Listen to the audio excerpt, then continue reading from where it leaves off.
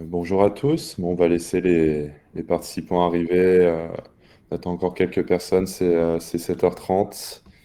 Euh, le temps que tout le monde se connecte, peut-être qu'on peut commencer à se présenter en quelques mots. Donc moi, je suis Léo Tardy du CRIM. Je suis conseiller affaires et partenariat. Au CRIM, en charge des relations avec des entreprises manufacturières et dans la construction. Je vais laisser la parole à un de mes deux collègues, Stéphane Antoine, qui souhaite commencer. Stéphane, vas-y, le plus bavard. Ah, parfait. Trop de politesse. Stéphane Carpentier, je suis stratège en gestion de l'innovation chez Ivado. Donc, je vais compléter l'équipe des RSRI présente aujourd'hui. Et donc, Antoine Auger, directeur développement des affaires chez Prompt. Parfait. Parfait. Bah écoutez, hop, 7h31, on va commencer comme ça. Donc l'objectif du webinaire aujourd'hui, donc ça va être de montrer donc l'accompagnement du crime et de Prompt, donc sous le prisme manufacturier, donc en montrant les différentes étapes pour concrétiser, financer, réussir un projet d'innovation, d'avoir accès aux connaissances d'Ivado, donc sur la réussite d'un dépôt dans le cadre d'un projet de partenariat. Pour rappel, effectivement, donc les RSRI donc, fournissent un accompagnement ciblant les enjeux sectoriels et économiques des projets, ensuite des questions relatives à l'optimisation du montage financier du projet. Ils sont également le responsable administratif de l'opération, ils sont également le porteur de l'entente avec le MEIE, octroyant à ces derniers la responsabilité administrative de l'opération de cette subvention, incluant le suivi périodique des redditions de comptes nécessaires demandées par le MEIE. Et co-porteur du programme avec la RSRI, Ivado joue un rôle stratégique en apportant un soutien scientifique, technique et en gestion de l'innovation. Tout comme les RSRI, Ivado accompagne, valide et maille, mais avec une expertise centrée sur les éléments liés à l'intelligence artificielle pour assurer une approche 360 degrés dans les projets soutenus. Voilà pour cette petite introduction. On est ensemble pour 1 heure. Et l'objectif, ça va être de défricher, de voir comment concrétiser un projet en intelligence artificielle et comment effectivement réaliser un dépôt et voir quelles sont les formes de subvention. Comme je disais, dans un premier temps, donc, on va présenter chacun nos organisations. On parlera ensuite donc, des programmes de financement. On parlera ensuite des points incontournables donc, pour le succès d'un projet partenariat.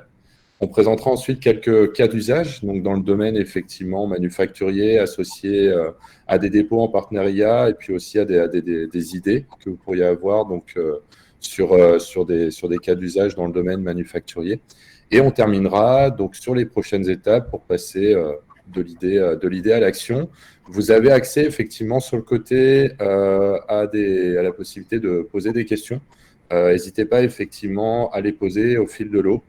Et avec mes collègues, effectivement, on jouera le rôle de modérateur pour poser effectivement et pour répondre à toutes ces questions. Si jamais il y a un souci technique, n'hésitez pas à le signaler aussi, il n'y a pas de souci. Donc, le crime, pour démarrer, qu'est-ce que le crime? Donc, le crime, on est une jeune entreprise, une jeune OBNL de 40 ans. On a un centre de recherche, en fait, qui crée de la valeur socio-économique, donc à partir d'avancées scientifiques et technologiques par la recherche, le développement et le transfert de connaissances. Donc, notre rôle, c'est d'aider des entreprises à dérisquer des incertitudes technologiques à travers le transfert de connaissances, à travers la recherche, à travers le développement, et de réduire l'incertitude liée à l'innovation et accélérer la mise en marché. Un de nos partenaires principaux, effectivement, c'est le MEIE. Et nous avons pour mandat de vous aider, les entreprises, à optimiser la productivité et la compétitivité de vos organisations et de vos business units en vous apportant des résultats donc, tangibles et mesurables. On travaille donc dans le monde académique, dans le monde industriel, dans le monde effectivement aussi tertiaire, et au travers de 3 pôles d'excellence, donc la science des données, l'intelligence artificielle qui va comprendre la parole, le texte et la vision par ordinateur, et une chaire également d'innovation, développement logiciel. Le crime, c'est à peu près 70 personnes qui travaillent aujourd'hui, dont 50 personnes effectivement dans le domaine de la R&D, et qui œuvrent effectivement à réaliser des projets des prototypes de développement expérimental, des accompagnements scientifiques et aussi de la recherche appliquée. Donc l'accompagnement, effectivement, ça va répondre à des questions techniques, donc en livrant de la connaissance appliquée aux besoins métiers. Le développement expérimental sera là pour tester et livrer des solutions pré-industrialisables, donc allant d'un TRL 2 à 7. Et la recherche appliquée donc, va prendre part à des projets de plus grande échelle, impliquant plusieurs partenaires et pouvant résulter en des publications scientifiques.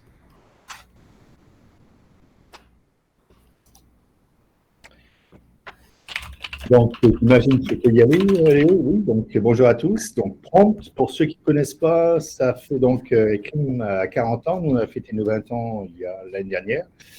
Donc, notre mission, là, c'est vraiment d'aider les PME du Québec là, à être plus innovantes. Et puis, pour ce faire, nous offrons des programmes de financement qui aident justement à dérisquer la partie innovation technologique dans des projets à développer. On a une équipe à peu près d'une vingtaine de personnes. On fait à peu près une centaine de projets par année, l'équivalent de 30 millions de subventions. Donc, nos programmes sont exclusivement des programmes de subvention qui peuvent s'apparier avec d'autres programmes fédéraux et ou québécois également, du côté du ministère de l'économie et de l'environnement également, de l'énergie également. Donc, ça, c'est du travail que l'on fait en collaboration avec l'ensemble des partenaires et puis des financiers qui existent et avec lesquels on peut mailler certains types de projets. Vous parlez des 3 programmes qui potentiellement vous intéressent. On en a d'autres également, mais qui sont vraiment axés sur, on va dire, le manufacturier et l'intelligence artificielle. Donc, partenariat, on va en reparler parce que, justement, vous avez les partenaires du côté des RSRI comme le nôtre, Ivado et des centres de recherche comme le CRIM qui peuvent travailler sur vos projets. Donc, on va en reparler de manière plus spécifique. Toutes ces informations sont disponibles sur les différents sites web. Ce qu'il faut se rappeler, c'est que ce programme fonctionne par appel à projet. Donc, 15 avril est la prochaine date de dépôt. Et on attend pour les autres dates, ce ne sont pas encore officielles, mais d'habitude, c'est aussi moi, donc ce serait le 15 octobre 2025. Donc ça, on va en reparler de ce programme-là de manière plus spécifique, la manière dont les programmes sont montés en collaboration avec Ivado et les centres de recherche comme le CRIM, encore une fois. Le CIPEM, un programme vraiment axé sur la productivité industrielle, l'amélioration de la productivité industrielle. Aujourd'hui, on est en phase de renouvellement de ce programme-là, donc on n'a pas de fonds pour les projets comme tels, mais on a un petit volet encore disponible pour faire les cahiers de charges technologiques. Donc ça peut vous permettre justement d'identifier vraiment les nœuds technologiques à régler dans le domaine AI, par exemple, même de financer des projets, on va dire des mini-projets d'une valeur de 10 000 $ qui peuvent être financés à 50%. Et donc, là, vous avez accès à des experts qui vous aident à vraiment, comme genre, détailler la problématique à régler. Donc, si on passe à l'autre slide, le dernier programme qui est toujours disponible pour l'ensemble des organisations que nous, c'est l'innovation collaborative. Donc là, vous travaillez avec des centres de recherche comme le CRIM, comme Ivado, comme Mila, et d'autres, pour travailler sur des projets en envergure dans lesquels il faut qu'il y ait vraiment comme une innovation ou un risque technologique à régler. Okay? Là, dans ce cadre-là, c'est vraiment les centres de recherche qui sont maîtres d'œuvre du projet. Les projets, il y a des programmes qui sont assez intéressants. Vous voyez que vous pouvez les chercher jusqu'à 80% de la valeur du projet en termes de subventions. On fait l'appariement avec, par exemple, le programme du CRSNG. Et puis, donc, vous avez le nombre de collègues qui sont disponibles. La liste d'accès, pas d'accès, mais de contact à la fin également aux besoins. Ces projets qui peuvent être là sur une durée de 3 ans, contribution peut monter jusqu'à 3 millions, donc grosso modo, c'est un projet d'une valeur de jusqu'à 4 millions qui peuvent être entrepris là-dessus. Puis encore une fois, on fait du maillage avec les financements du côté fédéral qui sont disponibles. Je vais m'arrêter là. Il y aura peut-être des questions. On rappelle aussi que Prompt, généralement, nous finançons la technologie numérique en général. Donc, ça peut être aussi des programmes quantiques, ça peut être aussi d'autres types de technologies, il y a microconducteurs, aussi bien logiciels que matériels. Tant qu'il y a de l'innovation numérique, potentiellement, on peut financer quelque chose. Je vais m'arrêter là. Je te redonne la parole, Léo. Merci beaucoup, Antoine. Eh ben, écoute, je vais laisser parler Stéphane maintenant un petit peu des points incontournables pour le succès d'un projet partenariat avec Ivado. Ça fait. Merci.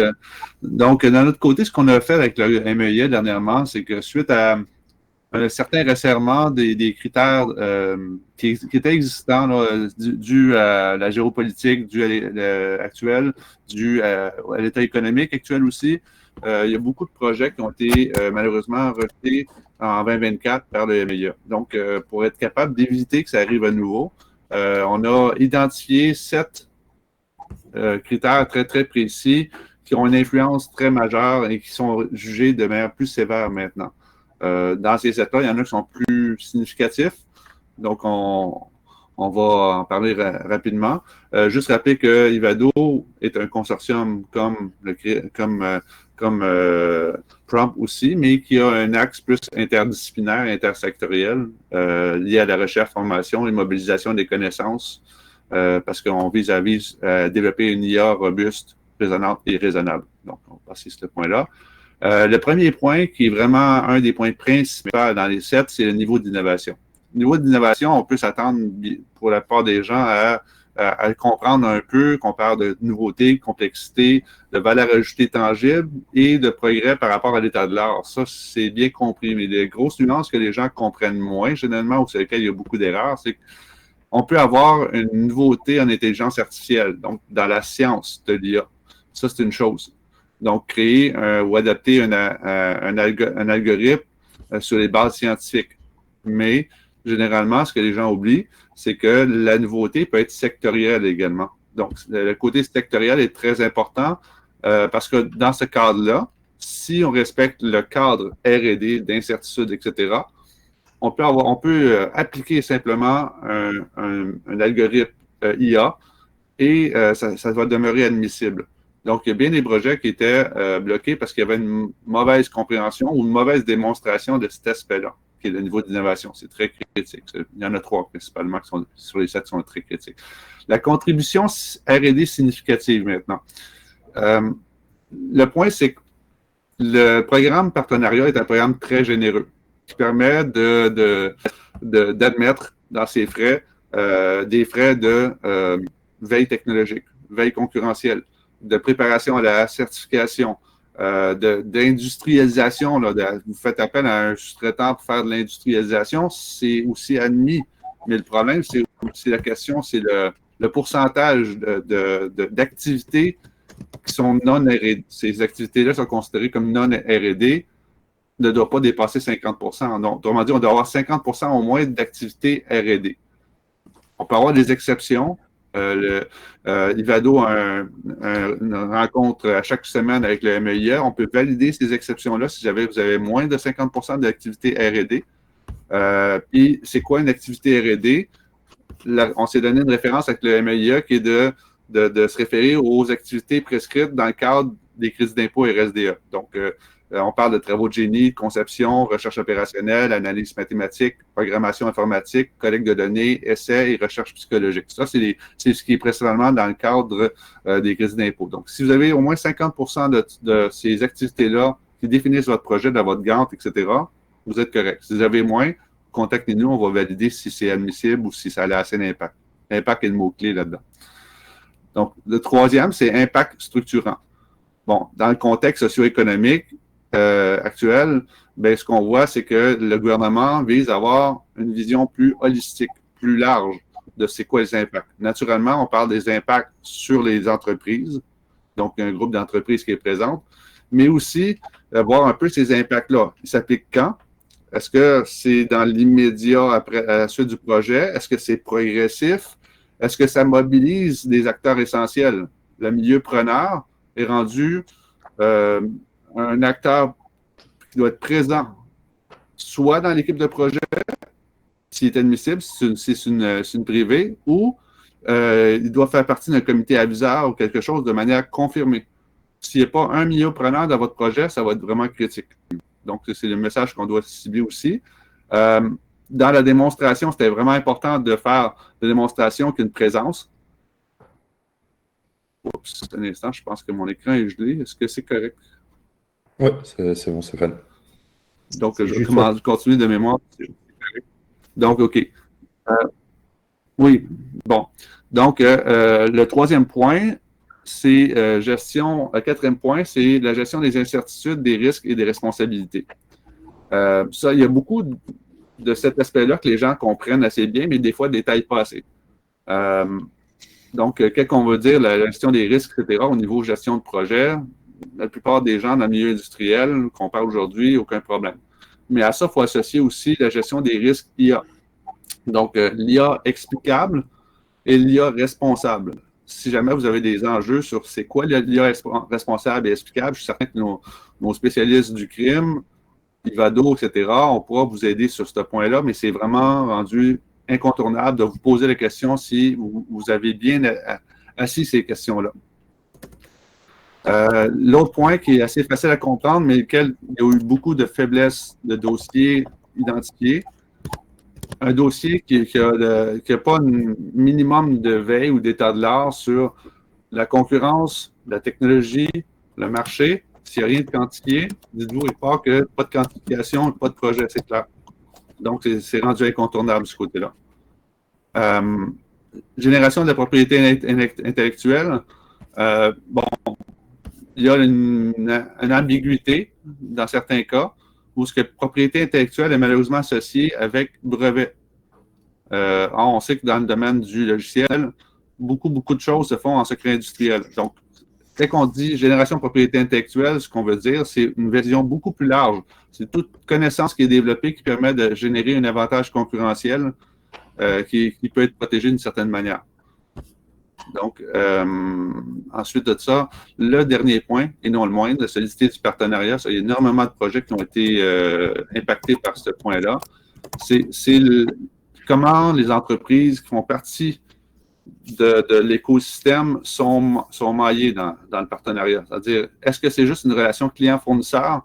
Et ça, c'est dans le sens, une entreprise A qui développe de l'IA ou d'informatique, l'entreprise B est milieu preneur, est une entreprise, etc.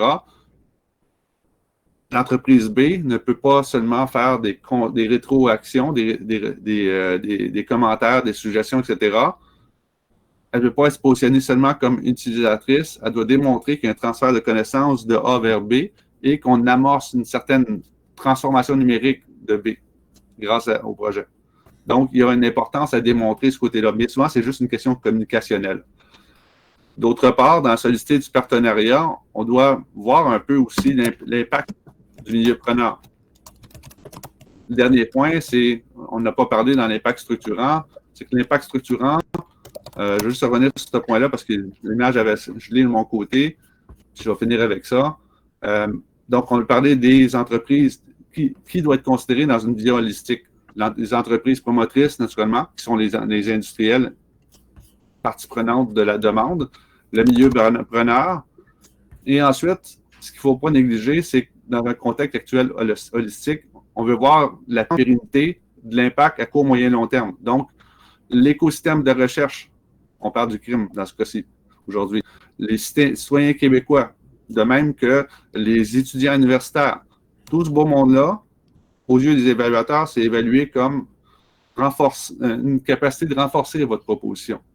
Donc, il ne faut pas sous-estimer que tous ces gens-là, le crime, les étudiants, etc., ça vous donne accès à de la donnée, à des infrastructures, à des études, à un paquet de choses qui peuvent rendre crédible votre proposition. Je vais terminer avec ça. Je vous retourne la main, mes amis.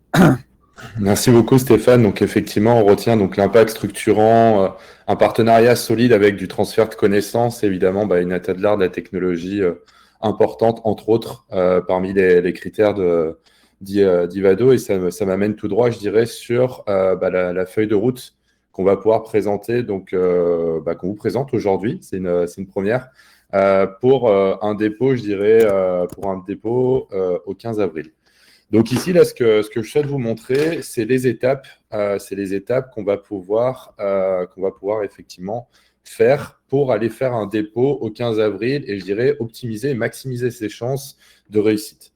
Donc, félicitations, vous êtes à la première étape aujourd'hui, donc en assistant au webinaire IA, en recevant effectivement tous ces conseils pour, je dirais, financer et améliorer les chances donc, d'un dépôt donc, au 15 avril. À la fin de ce webinaire, vous aurez accès à un formulaire que vous pourrez scanner directement avec un QR code qui vous permettra donc de soumettre vos idées de projet qu'on pourra recevoir de notre côté effectivement au CRIM. On discutera donc avec nos collègues de Prompt afin de voir effectivement la maturité de votre projet, la maturité effectivement de votre technologie et de voir s'il est plausible et possible que ça soit déposé au 15 avril. À la suite de cette étape, on va vous orienter vers deux possibilités. Soit on aura la possibilité d'avancer sur une activation IA, soit sur un numérien 1. Je redétaillerai en fin de webinaire ces deux notions et ces deux parcours qu'on offre au CRIM. Ce que je peux vous dire pour le moment, donc l'activation IA, c'est un programme effectivement, donc un parcours pour faire passer votre PME à l'IA qui va être multidisciplinaire et qui va permettre de faire émerger une idée autour de l'intelligence artificielle. Quant au numérien 1, vous avez déjà des idées en intelligence artificielle et vous souhaitez collaborer avec le CRIM pour structurer votre cas d'usage et explorer les différents cas d'usage. Il faut le voir un petit peu, donc c'est un format de 14 heures de travail pendant lequel vous allez avoir la possibilité de discuter avec un ou plusieurs experts du CRIM et qui vont vous permettre de structurer une idée autour d'un cas d'usage en IA par rapport à vos contraintes métiers, à vos contraintes technologiques, vos ressources potentielles, et donc vous assurer d'aller vers le cas d'usage le plus pertinent par rapport à votre besoin à un instant T. À la suite de ça, une fois que le numérien est terminé, on va mettre en place des rendez-vous Alliance Intelligente. Donc, des rendez-vous Alliance Intelligente, je reviens sur la notion de maillage que mon collègue Stéphane a évoqué juste auparavant. Ça va être exactement ça. L'objectif, ça va être que vous puissiez, qu'on puisse se réunir donc avec différents acteurs qui souhaitent déposer au 15 avril 2025. On va pour ça, donc à la suite des numériens, voir les possibilités par rapport aux différents critères effectivement dont on vient de parler. Quels sont les maillages les plus potentiels qui ont le plus de chances de réussir et d'aboutir dans le cadre d'un dépôt au 15 avril. Donc ça va être des rencontres, ça va être des discussions, ça va être des feats aussi personnels et s'assurer que vous puissiez faire un dépôt au 15 avril. À la suite de ça, donc vous pouvez voir, on est sur un tempo très rapide, parce que le 15 avril, c'est demain.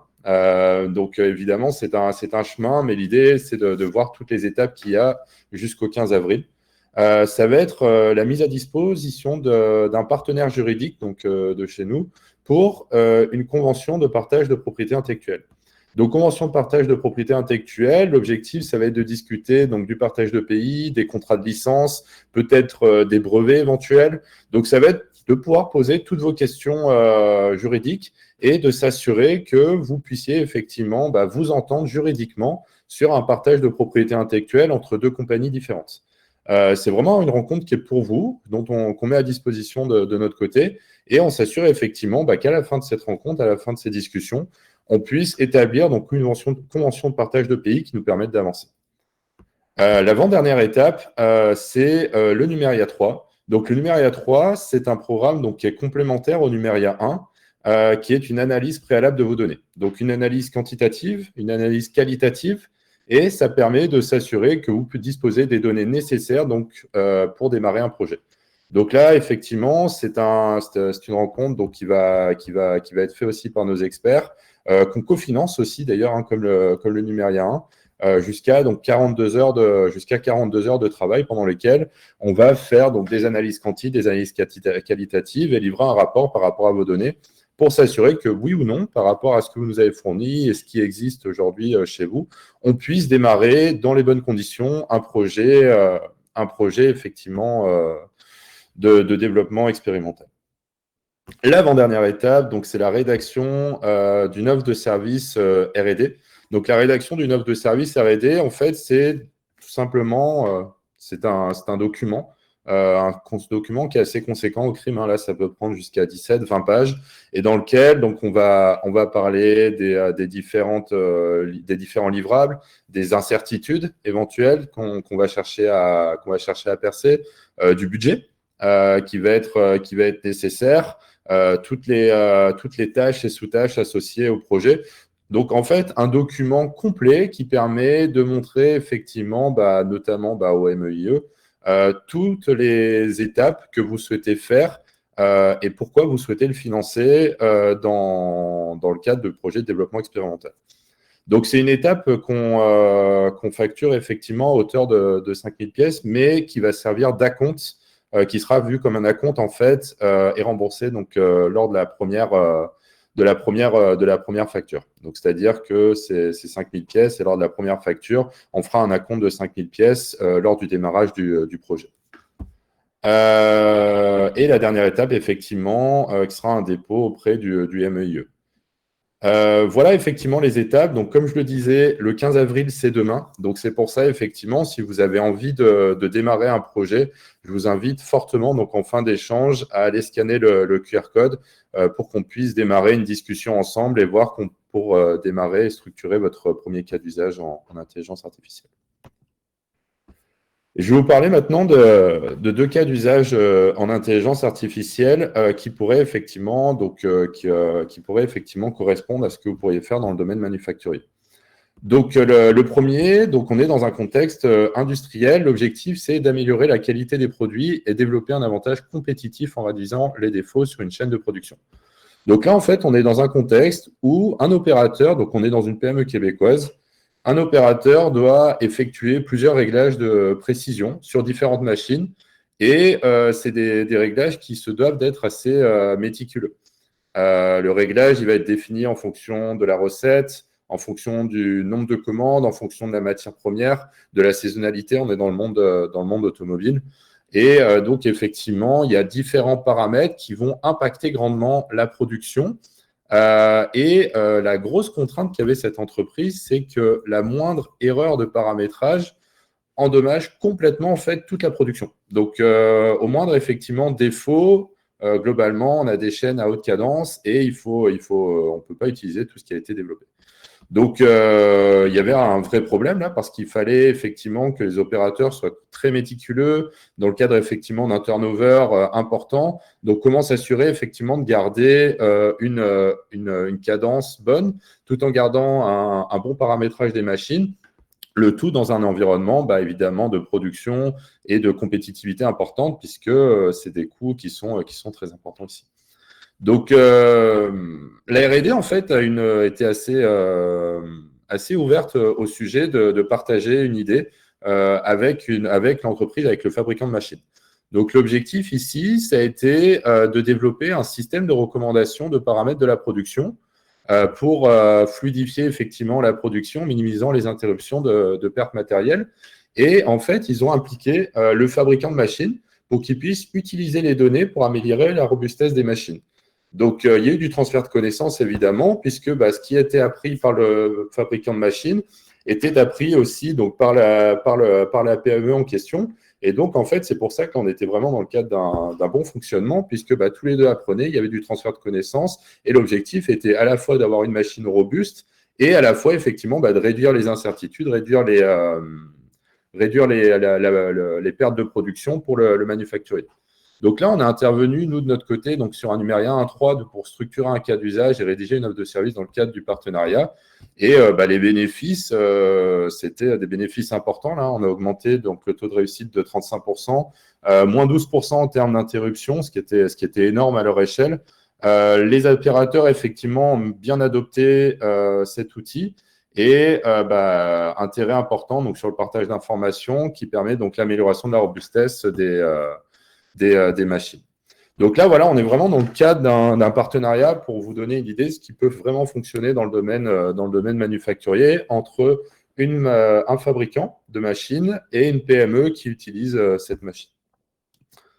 Deuxième cas ici, effectivement, donc là, l'objectif, c'était l'amélioration de la compétitivité grâce au suivi en temps réel de pièces et le contrôle d'inventaire, donc grâce à un système RFID.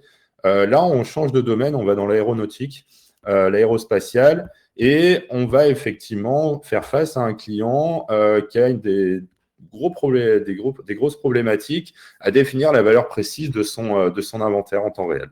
Donc ça, je pense que c'est des problématiques qui vont parler à certains d'entre vous, de se dire que vaut mon inventaire en temps réel, combien j'ai dans mon stock, et dans le cadre d'un inventaire où j'ai beaucoup d'entrées-sorties, donc comme dans le domaine aérospatial, comment je peux mieux contrôler cet inventaire.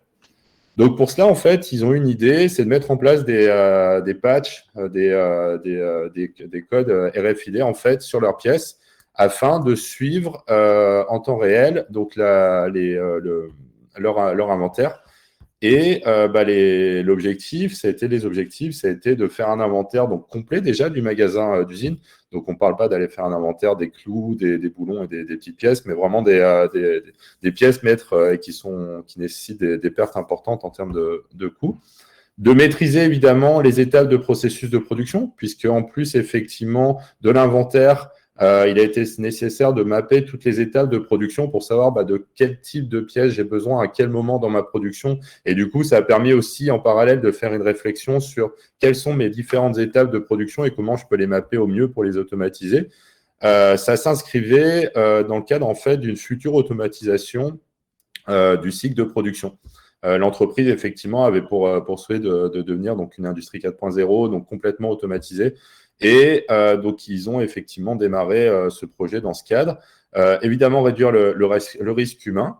Et alors là, j'ai moins de chiffres à vous donner malheureusement, mais les bénéfices, effectivement, qu'on a pu voir, donc c'est une standardisation des processus pour chacune des étapes de production et une connaissance complète donc, de l'inventaire des pièces. Donc voilà deux types d'exemples qu'on pourrait avoir effectivement donc dans le cadre d'un projet R&D avec le CRIM et dans le cadre d'un projet partenariat. C'est des exemples effectivement qui peuvent être que vous pouvez vous approprier dans vos industries par rapport à vos business units et qui peuvent vous donner une idée, une visibilité sur ce qu'on peut faire effectivement aujourd'hui avec l'IA et dans le cadre de ce type de projet.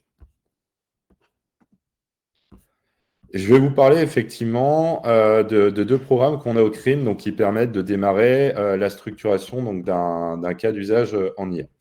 Donc, le premier, c'est Numeria. Donc, c'est un programme donc, qui est développé et cofinancé par le CRIM, qui est conçu donc, pour répondre aux besoins et défis des PME qui souhaitent se lancer donc, dans un premier projet en intelligence artificielle. Donc là, l'objectif, c'est pour des PME qui souhaitent mettre un premier pied dans l'IA, qui ne savent pas effectivement comment démarrer et qui ont besoin effectivement des conseils d'un centre de recherche donc comme le CRIM. Trois axes, effectivement, donc structuration d'un cas d'usage, un mentorat spécifique donc pour développer le savoir-faire en IA et une analyse préalable des données.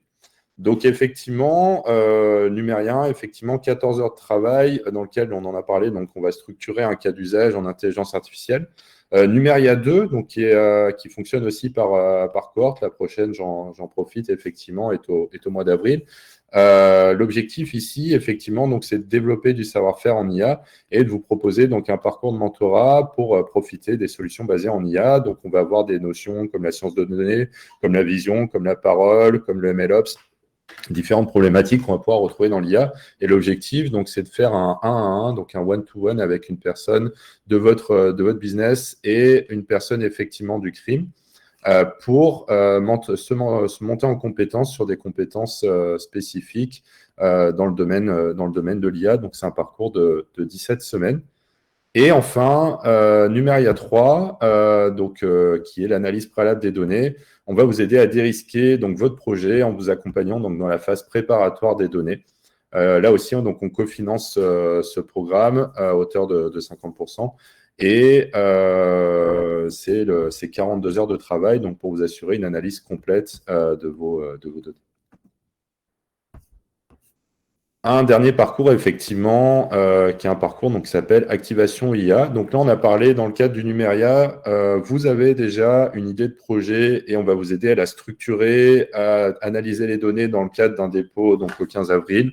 Activation IA, c'est un programme qui va être là dans le cadre où vous souhaitez donc, faire connaître votre cas d'usage en IA en interne.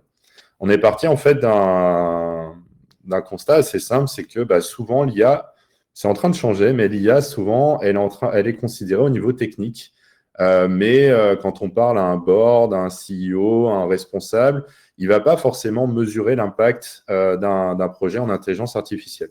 Donc pour ça, en fait, on a développé donc, avec 3 autres partenaires, donc Asai, Technologia et Technocompétences, un programme donc, de 70 heures sur 12 semaines pour vous aider à faire valoir votre cas d'usage en IA auprès d'un board en interne. Donc c'est un programme effectivement donc, de 70 heures qui coûte à peu près 3000 pièces et qui va être compris donc, entre 9 modules. 9 modules effectivement de travail, à la fois des travaux perso, à la fois des travaux de groupe et à la fois des travaux avec des experts de Asai, Technologia, Technocompétences et le CRIM. Donc, Asai, effectivement, donc, qui est une entreprise donc, qui a été fondée par un ancien VP stratégique d'une boîte de conseil en IA. Technologia, qui va travailler dans l'andragogie, donc qui est la pédagogie pour les adultes, et Technocompétences, qui est notre partenaire financier et qui va financer ce programme donc, grâce au gouvernement du Québec. C'est un programme qui est important, donc qui est pour 2 personnes, donc une personne technique et un gestionnaire. Et l'objectif, donc, c'est d'alterner, comme je vous le disais, travail individuel, de groupe, travaux dirigés, exercices pratiques et mentorat. Et l'objectif final, donc, c'est de présenter un cas d'usage structuré en IA à un jury de financeurs, dont d'ailleurs nos amis de Prompt font partie du jury. Les mentors viennent du CRIM. Les prochaines cohortes sont disponibles et vous allez avoir la possibilité de vous inscrire en ligne si ça vous intéresse. Voilà pour Activation IA. On arrive en fin de webinaire. Merci déjà pour nous avoir écoutés. Vous avez la possibilité de nous contacter directement par courriel si vous avez des questions. Je vous laisse aussi scanner ce formulaire ici sur la gauche pour que vous puissiez nous parler d'un projet, qu'on puisse évaluer ensemble votre situation. Et évidemment, donc il est 8h06, on a encore un petit peu de temps donc pour répondre à vos questions. Vous pouvez les poser directement dans le chat. Et le formulaire va aussi vous être envoyé par courriel à la fin de la rencontre.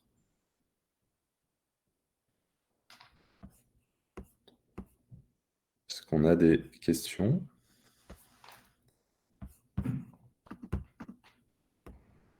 Oui, allô? Peut-être, Léo, j'en fais pour dire aux interlocuteurs ou participants du webinaire là, que ces derniers ont accès à l'ensemble des ressources, que ce soit chez Prompt, chez Ivado ou au CRIM, à commencer des discussions sans qu'il y ait aucun coût associé à ça. C'est pour comprendre un petit peu où en est l'entreprise, quels sont ses besoins, etc. Et à partir de là, commencer à structurer, comme j'en sais, une sorte de cartographie de « OK, oui, vous êtes prêt, non, vous n'êtes pas prêt, passez par Numeria, parlez à Ivado pour structurer le projet, si vous voulez déposer du côté AI. Nous, on a d'autres programmes qui pourraient peut-être aider également. Donc, tout ce travail en amont, là, surtout n'hésitez pas à nous contacter, il n'y a aucun frais. On est tous des OBNL là, qui sont là pour aider les entreprises québécoises à améliorer leur productivité via l'innovation au sens large. Là. Donc, ça, surtout, n'hésitez pas, comme je vous dis, là, comme dans une demi-heure, 1 heure de discussion avec nous. Dépendamment si c'est plus le côté financier, peut-être plus prompt, mais si c'est plus technologique, CRIM, Ivado, là, sont là. Et puis, comme je vais dire, après des programmes qui sont disponibles et ou des financements qui sont disponibles pour vous aider à initier ces démarches-là. Vous n'êtes pas obligé de partir aussi avec le projet à 3 millions de dollars, là, on s'entend. Ça peut être, encore une fois, là, les premières itérations de compréhension de la problématique AI via Numeria, ou encore une fois, de discussion autour de comment travailler avec des partenaires. Donc, tout cet accompagnement-là, on va dire, définition de projet, ça, c'est nous contacter, on en discute. 1 demi-heure, on est capable de se faire une idée de où vous en êtes, c'est quoi vos challenges, que ce soit du côté humain, que ce soit du côté technologique, que ce soit du côté financier, pour essayer de voir quelle est la meilleure prochaine étape pour vous. Donc, vous le savez, dans tous nos programmes, il y a des questions de timing en termes de dépôt de projet, de la réception du financement. Donc, tout ça aussi, il faut que ça rentre en compte dans votre décision de mener à bien vos projets. C'est sûr qu'il y a une pression énorme du côté, on va dire, économique, de s'impliquer dans cette nouvelle technologie-là et comment les adopter. Mais il y a des fois une première marche qui est un petit peu plus difficile. Et c'est là où nous sommes disponibles pour vous aider, pour essayer de vous aider à enclencher la première étape de ce processus. Bon, tu es là. Peut-être Je vois, je vois qu'il y a Stéphane. je vois qu'il y a des questions qui sont en train d'être posées. Une première pour toi, Antoine. Au niveau de prompt, vous mentionnez effectivement 60 experts qualifiés. Pouvons-nous savoir qui ils sont? Est-ce que nous pouvons avoir nos propres experts lors de la demande du CIPEM? OK, donc nous, ah oui, les experts, donc les experts dans le cadre du système ont été préqualifiés, on va dire, parce que on a un cahier des charges qui est défini avec eux. Donc, c'est au niveau des attentes et tout ça. Ils sont là pour faire ce travail-là. Donc, si vous voulez aller chercher la première évaluation originale du projet, là, de définir le nœud technologique à régler, là, c'est vraiment, ça se repose sur les experts qui sont dans notre pool. OK? Mais après, comme on dit, pour la partie projet, vous pouvez travailler avec certains experts avec lesquels vous travaillez déjà, il n'y a aucun problème. Et pour la partie vraiment évaluation, là, mais on regroupe vraiment les experts de l'ensemble de différentes organisations. Là, je vais vous envoyer la liste aux besoins là, pour que vous puissiez regarder un petit peu quelles sont les personnes avec lesquelles vous seriez capable de travailler ou pas. J'espère avoir répondu à la question. Et puis là, c'est que on parle uniquement du programme CIPEM dans ce cas-là. Je pense que la personne est intéressée. Je vois pour partenariat, est-ce que les entreprises en IA sont déjà identifiées? Excellente question. Nous, on commence effectivement le travail d'identification. L'objectif étant effectivement à la fin de ce webinaire, comme je le présentais dans la roadmap en bon français, tout le parcours effectivement est en cours. Notre objectif, effectivement, c'est qu'on puisse aujourd'hui accueillir des entreprises qui ont des projets, qu'on soit en mesure, effectivement, de vous conseiller. Comme l'a dit Antoine, les premières rencontres de discussion, c'est absolument gratuit avec nous, donc il n'y a aucun souci pour nous contacter. L'objectif étant qu'on puisse définir ensemble si vous êtes éligible. Si vous êtes capable, et que vous puissiez aussi définir si vous êtes capable de collaborer avec une autre compagnie donc pour un cas d'usage et pour avancer comme ça. Stéphane? Oui, en fait, juste pour compléter ce que Antoine et toi vous dites à l'instant, dans le processus, ce qui est important de comprendre, c'est qu'il y a, c'est pas pour une acceptation ou pas dans le programme partenariat. Il y a une lettre d'intention qui a été développée avec Prompt et le MIA qui va être bientôt disponible. Donc, cette lettre-là a pour objectif de comprendre votre niveau de maturité dans votre idée de projet. Puis on vous encourage vraiment à nous solliciter le trio là, le plus rapidement possible pour qu'on puisse savoir un peu mais vos forces et faiblesses. Puis on parle d'entreprises impliquées dans un projet de partenariat. En fait, si vous avez des besoins de partenaires industriels supplémentaires, s'il y a un trou dans votre solidité du partenariat ou des impacts, c'est là qu'on va pouvoir avoir une implication qui va être bonificatrice dans votre proposition. Donc, autant pour trouver l'entreprise, les organisations d'appui, des étudiants ou tout autre. Donc, des fois, c'est le milieu preneur. Par exemple, dans Ivado, on est en lien avec Hydro-Québec.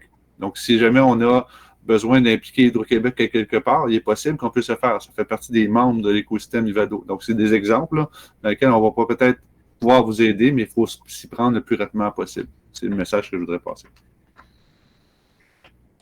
Par rapport à l'autre question, effectivement, donc, qui vient d'arriver, nous savons que les données sont la clé du succès d'une solution IA. Disposez-vous d'experts pouvant nous aider à modifier, améliorer la source de données dans l'application d'IA, dans le cadre de caméras en fonction de l'application? Définitivement, c'est quelque chose qu'on fait au CRIM, sur lequel on est capable d'accompagner donc, sur des choix technologiques, sur l'identification de données, sur de l'amélioration de sources de données.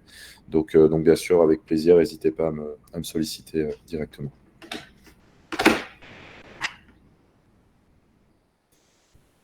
Hop, Alors, une autre question. Dans le cas d'un système manufacturier traditionnel, est-ce que le projet inclut l'automatisation de la machine acquisition de données pour l'amélioration de performance du système? Alors là, il y a plusieurs choses effectivement dans ce que vous dites, Jessie. Ici, on va être là effectivement, donc le crime, je vais parler pour ma paroisse, va intervenir donc sur des sujets d'intelligence artificielle, sur la brique intelligence artificielle. On va vous accompagner effectivement aussi sur la structuration des données. L'acquisition des données, effectivement, vient de votre côté. Maintenant, on peut aussi vous conseiller sur des technologies, donc sur des données virtuelles, et voir effectivement comment vous aider de manière générale. Le plus simple, effectivement, c'est qu'on puisse discuter ensemble une première fois pour voir précisément vos problématiques et voir si ça peut rentrer dans le cadre d'un programme chez nous, d'un accompagnement. Une première discussion sera toujours bénéfique. Ouais, tu permets, Léo, peut-être, Oui. comme vous l'avez vu là, on a parlé de plusieurs programmes qui existent, qui peuvent être financés à différents niveaux.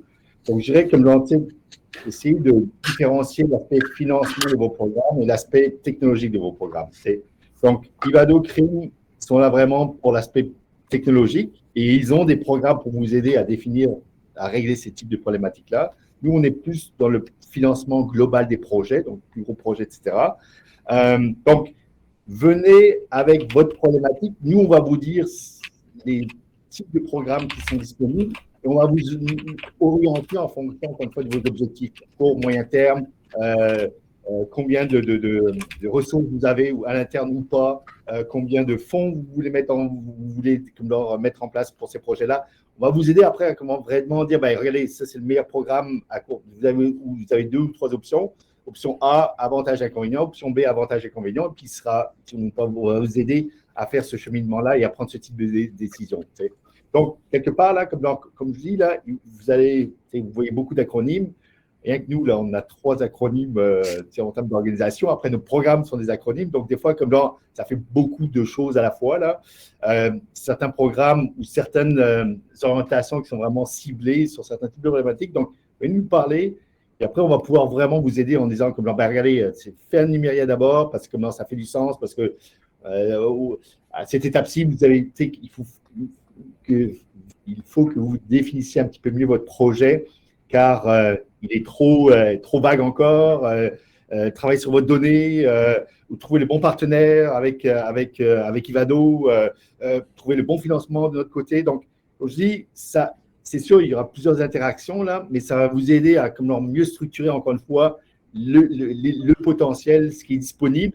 Et comme vous le savez aussi, ces programmes, ça varie à travers le temps. Certains de nos programmes, nous, comme le CIPEM, aujourd'hui, on attend le renouvellement, mais bon, pour l'instant, on n'a pas de nouvelles. Donc, mais d'ici un mois, ça va peut-être changer. Donc, ça aussi, il faut le prendre en compte quand vous essayez de définir votre roadmap. On sait que ce n'est pas facile. On sait qu'il y a beaucoup d'organismes, de programmes qui sont disponibles. Donc, la meilleure chose à faire, encore une fois, là, c'est venez nous parler. Et nous, on va vous aider à structurer en vous posant les questions comme quelle serait la meilleure cartographie, la meilleure chemin pour arriver à vos objectifs. Je vais m'arrêter là. Vas-y, c'est pas grave. Oui, je ne vais juste pas interrompre personne. Donc, en fait, un point, là, peut-être que vous pourrez me recadrer parce que je ne connais pas tous les programmes que vous avez tous les deux. Est-ce que vous avez la portion formation sur mesure dans vos programmes au CRIM ou Nous, on a effectivement une brique donc, dans le Numéria 2 donc, qui est de l'accompagnement, du mentorat, où on va effectivement à monter en compétences et c'est du mentorat effectivement associé à des compétences techniques pour aider justement des personnes en interne qui vont vouloir monter en compétences techniques dans le cadre d'un projet. OK. Parce que ça, c'est des points importants. Puis si jamais on voit qu'il y a une complémentarité, c'est à discuter entre nous aussi, là. Juste pour dire que dans nos piliers chez Ivado, on a entre autres la formation spécifique qui vient en appui justement aux écosystèmes ou aux projets comme on parle actuellement. Donc, on pourra regarder comment ça peut venir compléter ce que vous faites au CRIM. OK. Parfait. Parfait. Est-ce qu'on a encore un petit peu d'autres questions?